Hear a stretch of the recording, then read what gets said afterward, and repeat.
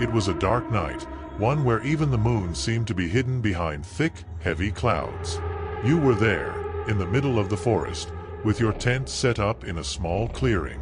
The sound of crickets and the rustling of leaves in the wind created a natural melody that was somehow calming.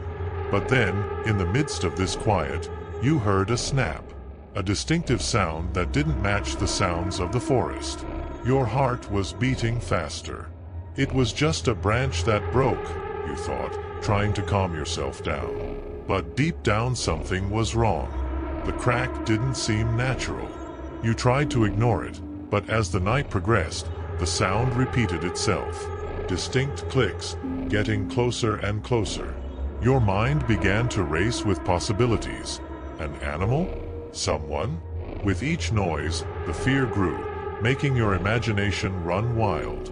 The second night you decided to camp near the lake, thinking that the water might bring you some peace. But again, as darkness took over the room, the sounds began. Now footsteps could be heard, soft but unmistakable, slowly approaching. The fear was palpable. Every click and every step made you hold your breath, your wide eyes trying in vain to penetrate the darkness. You felt like you needed to find out what was causing those sounds. The third night he decided to stay awake, waiting to see what or who was behind the noises. The fire crackled in front of him, casting dancing shadows on the surrounding trees. Heart pounding, you listened to every sound, every crack, every creak. Suddenly, a sound louder and closer than any you had ever heard before. You held your breath and curled up, trying to hide behind the flickering flame of the bonfire. Something moved in the darkness and then you saw it. Two bright eyes reflecting the firelight, fixed on you. They were large and piercing, watching your every move. Your heart nearly stopped. What could it be? A wild animal? A wolf, perhaps? But the eyes seemed more intelligent, as if there was something else behind them. They blinked slowly, and then a low sound could be heard, almost like a growl, but deeper, more menacing. You grabbed a rock at your side, ready to defend yourself. The eyes began to move, circling around your clearing, always keeping a safe distance, but never leaving your field of vision. It was as if the creature was playing with you, testing your limits, waiting for the right moment to strike. The morning passed slowly and agonizingly. As the first rays of sunlight began to illuminate the forest, the eyes disappeared and silence took hold again. Exhausted and terrified, you began to dismantle your camp. You needed to get out of there, to find help, but the feeling of being watched never left you. As the day progressed, as you walked along the path, you noticed something even stranger. Marks on the ground, like footprints, but larger, deeper. They were going in the same direction as you. Fear rose in your chest again, but you knew you had to keep going. That night you found an old abandoned cabin. It felt safe enough to spend the night. You closed the door and got comfortable, trying to forget your eyes in the darkness. But as the wind blew outside, bringing with it the sounds of the forest, you heard the footsteps again. They were outside the cabin, circling, looking for a way in. You held your breath, grabbing a hunting knife you had found in the cabin. The footsteps stopped right at the door and a low whispering sound could be heard, but you couldn't make out what it said. The fear was paralyzing. Who or what was out there? What did they want with you? Suddenly, the door shook with an impact, as if something large was trying to knock it down. You stepped away, retreating to the far corner of the cabin. Silence returned, and then the door began to slowly open, creaking in protest. Outside, in the darkness, you saw a figure. Tall, hooded, with glowing eyes that seemed to pierce your very soul. The figure stood in the doorway, staring at you with an eerie calm. Time seemed to freeze, and then the figure took a step inside. "Why are you following me?" you managed to ask in a shaky voice. The figure paused, tilting its head to the side, as if considering the question. Then, in a quick, almost imperceptible movement, it pulled back its hood. The face was human, but pale and wrinkled, with deep scars and eyes that reflected ancient pain. "I am here to warn you," the figure said, its voice low and hoarse. "You should not be here. This place is cursed. Those who enter never leave." Your heart nearly stopped at the words.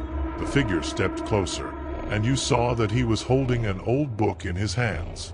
"This is the journal of someone who was here before you," he said, handing you the book. "Read it, and maybe you'll understand it." With shaking hands, you took the journal and began to read. The pages were yellowed with age, but the words were clear. They told the story of a group of explorers who had camped in the same forest decades ago. They had found some ancient ruins, awakening something that had been dormant for centuries. One by one, the explorers disappeared, leaving only traces of their presence. The journal ended abruptly, with one last entry: "They are here. We will never be safe." You looked up from your journal, but the figure had disappeared. Fear and paranoia took over you. With the journal in hand, you knew you needed to get out of those woods before it was too late. The next few days were a blur of fear and exhaustion. You walked on and on, trying to find your way back. But the sounds, the footsteps, the eyes in the darkness never left you alone. It was as if the forest was alive, trying to keep you trapped there. In a last desperate attempt, you found a path that seemed to lead out of the forest. With a heart full of hope, you followed the trail, even as the sounds continued around you. Finally, after what seemed like endless hours, you saw a light. The path led to a road, and on the other side, a small village. With the last of your strength, you ran to the village, where you found help. The villagers welcomed you, but their faces were marked by fear. "You came from the forest," they said. "Few come out of there alive." You told your story, showed the journal, and the villagers explained that the forest was known for its dark legends. Many believed it was a portal to another world, where ancient and dangerous beings roamed. Even now, safe in the village, you still feel the weight of those nights in the woods. The scars on your body and mind will never fade. But you survived, and with it, the hope that one day the mystery of the forest can be solved. I hope you liked the story, because the second story is even more chilling. Just don't forget to see if you're already subscribed to the channel so you don't miss any terrifying stories. Imagine you and your best friend, John, planning a weekend trip to a campsite in the middle of the forest. You get excited, packing your backpacks with everything you need: tents, flashlights, food, and a bunch of other stuff to ensure an amazing adventure. The idea of spending time away from everything and everyone is simply irresistible. The road to the chosen spot is long and full of winding paths, but the surrounding landscape is so beautiful that you don't even mind the effort. The smell of wet earth, the sound of birds, and the cool breeze make you feel completely at peace. You walk for hours, admiring the surrounding nature, until you find a small clearing perfect for camping. The surrounding trees are tall and sturdy, providing a sense of security and tranquility. You set up your tents, light a fire, and start preparing dinner. The conversation is light, full of laughter and funny stories. However, when the sun sets, Joao suggests exploring the surroundings before it gets completely dark. With flashlights in hand, you venture into the woods. The shadows lengthen and the silence begins to grow denser, interrupted only by the rustling of leaves underfoot. You feel like real explorers, each step a little more exciting than the last. And then, almost by chance, you see something unusual. An old, worn-out cabin, half hidden among the trees. The cabin looks like it was abandoned a long time ago, with its wooden walls darkened by time and windows covered in dust. But something catches your eye. A door locked with a new padlock. Who would lock an abandoned cabin? You ask yourself as you try to peer through the cracks. Curiosity is too strong to resist, so you decide to investigate. You try to force the door open, but it won't budge. You decide to turn around and look for an alternative entrance. To your surprise, a window at the back is ajar. With a little effort, you manage to get into the cabin. Inside, the scene is even stranger. Despite the exterior appearance, the cabin's interior looks recently used. There are modern mattresses scattered on the floor, some unopened cans of food, and the feeling that someone has been there recently. They look at each other, unease growing in their chest. Suddenly, they hear footsteps, slowly approaching the cabin. Heart racing, adrenaline coursing through their veins. You know you shouldn't be there, but you can't move either, trapped by fear and uncertainty of who or what is coming. Deciding it's best not to take any chances, you leave the cabin the same way you came in and run back to camp. The next morning, still shaken by the experience, you decide to report the find to the local police. The police arrive, investigate the cabin, but find no one. The mystery remains unsolved, and the feeling that something sinister was about to happen never leaves you. You try to return to normal life, but the memory of that strange night and the footsteps that echoed in the forest continue to haunt you. Joao, especially, seems more affected and often wakes up in the middle of the night with nightmares. He describes dreams in which he is trapped in the cabin, surrounded by shadowy figures whispering terrifying secrets. Time passes, but the feeling of unease does not diminish. You decide to investigate on your own, returning to the forest on several occasions, but the cabin seems to have disappeared, as if it had never existed. It is as if the forest is trying to hide its secret from you.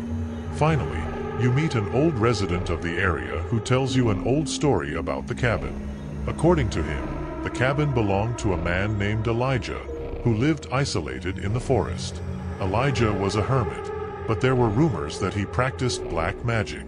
He mysteriously disappeared many years ago, and, since then, the locals have avoided the cabin. Your curiosity is further piqued, but at the same time, a feeling of deep fear takes hold of you. They decide to leave the woods behind, but the memory of that cabin never goes away. Sometimes, when you least expect it, you feel like you're being watched, as if the dark secrets of the woods are still trying to catch up with you. And so, the memory of the cabin becomes a part of you, a mystery that will never be solved, a shadow that will always follow you, remembering the night you ventured deep into the woods and discovered that some secrets are better left buried. I hope you liked the story, because the third story is even more chilling. Just don't forget to see if you're already subscribed to the channel so you don't miss any terrifying stories. I hope you liked the story. Imagine that summer when you and your cousin Joao went to the family camp in the middle of the forest. The full moon seemed magical, illuminating even the deepest secrets of the night. The bonfire, where everyone was telling stories, had a special glow, as if there was something beyond the flames. After a delicious barbecue lunch and lots of laughter, you and Joao decided to explore the surrounding forest. With backpacks on your backs, filled with snacks and water bottles, you ventured deeper and deeper among the tall trees and the mysterious sounds of nature. The forest was dense, with winding paths and shadows that seemed to move with the wind. You felt a mix of excitement and nervousness as you moved further and further away from the camp. As you walked, laughing and playing hide and seek, you came face to face with a couple. They seemed friendly at first glance. The man had a thick beard and a smile that almost hid his eyes, and the woman, with long blonde hair, had a piercing gaze. They introduced themselves as travelers and said they were just passing through. However, there was something about them that left a chill down your spine, a feeling that you and Joao didn't immediately notice. The couple offered to show them a special place in the forest, a place they said was perfect for playing and having fun. Joao, always excited, was willing to follow the couple. You, on the other hand, began to feel a hint of distrust when you noticed them exchanging strange glances, as if they were planning something. As you followed the couple along an increasingly narrow and dark path, you noticed that the forest around you seemed to change. The trees grew taller and denser, blocking out the sunlight, and the sounds of nature turned into eerie whispers. The path seemed endless and time seemed to pass more slowly. The air was getting colder and a fine mist began to form around you. Suddenly, the sound of footsteps grew louder and heavier, and the couple's gazes became more intense and menacing. The man with the thick beard began to talk about ancient stories from the forest, stories of missing people and spirits that roamed among the trees. The woman, with an enigmatic smile, mentioned an ancient cemetery hidden deep within the forest, a place where restless souls still sought revenge. It was at that moment, when things began to feel really strange, that you heard a familiar sound in the distance. It was the voice of your sister Luisa, calling out to you. Rafa, João, where are you? Her voice seemed to echo through the trees, bringing a sense of relief. Then, like a ray of light in the darkness, she came running down the path, a look of concern and urgency on her face. Luisa, realizing the situation, took her hand tightly and said firmly, "Come on, Mom is worried. We have to go back now." Her eyes were full of determination and protection, as if she knew exactly what to do. The strange couple tried to insist, but Luisa was categorical. "No, thank you. We are fine here." As they returned the way they had come, one could not help but notice that the couple seemed to be watching them with increasingly intense and disturbing gazes. The surrounding shadows seemed to move ominously, and the whispers in the forest grew louder and more desperate. When they finally returned to camp, panting and with their hearts racing, they realized that the couple had disappeared as mysteriously as they had appeared. That night around the campfire was different. The stories told by the adults took on a darker tone, and everyone was more attentive to the sounds around them. The sense of security that was felt in the camp was replaced by a palpable tension. Everyone began sharing stories about strange occurrences in the woods, of dark figures seen in the night, and of whispers that seemed to come from nowhere. The next morning, curiosity got the better of you. Determined to find out more about the mysterious couple, you, João, and Luisa decided to return to the place where you found them. However, upon arriving there, you realized that the path you had taken the day before seemed different to you. There were no signs of trails or footprints, and the place where the couple was located looked like a simple expanse of forest, with nothing special. As you explored the area, you came across an old abandoned cabin, partially hidden by vegetation. The cabin looked like it had been abandoned a long time ago, with broken windows and doors that creaked at the slightest touch. Inside there was furniture covered in dust and cobwebs, and a strong musty smell. In a corner of the cabin you found an old diary, with pages yellowed by time. The diary told the story of a family who lived in that cabin many years ago. They spoke of strange encounters with mysterious figures in the forest and terrifying sounds that kept them awake at night. The last journal entry mentions the disappearance of 2 children who were last seen following a traveling couple. The similarity to what you had experienced was terrifying. Back at camp, you shared your findings with the adults, who were shocked and worried. They decided it would be best to leave camp earlier than planned. As they packed their things to leave, everyone was more attentive, as if the forest was full of eyes watching them.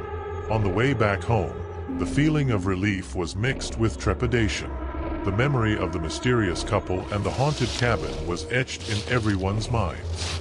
Even at home, far from the forest, the haunting stares and scary whispers could not be forgotten. That summer became a memory that you and João would never forget, a horror story that you would tell to the next generations, always around a campfire, under the light of the full moon. And so the forest, with its deep secrets and hidden dangers, remained a place of mystery and fear, a reminder that the unknown may be closer than we imagine. Tell me which story made your hair stand on end? Tell me which one you liked the most? Because in the next video the story is even more chilling. Just don't forget to see if you're already subscribed to the channel so you don't miss any terrifying stories.